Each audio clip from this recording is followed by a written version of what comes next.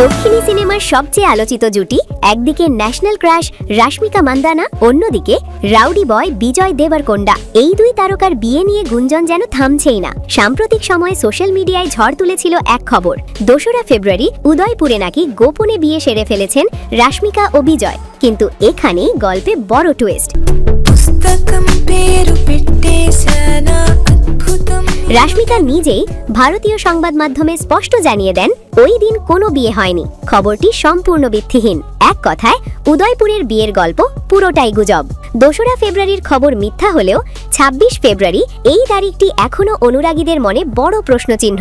খবরে বলা হচ্ছে এই দিনেই নাকি হতে পারে আসল বিয়ের অনুষ্ঠান, খুবই ব্যক্তিগত, আড়ম্বরহীন, শুধু দুই পরিবারের ঘনিষ্ঠ সদস্যদের নিয়ে। সংবাদ মাধ্যম আর ফটোগ্রাফারদের নজর এড়াতেই নাকি এই গোপন আয়োজন।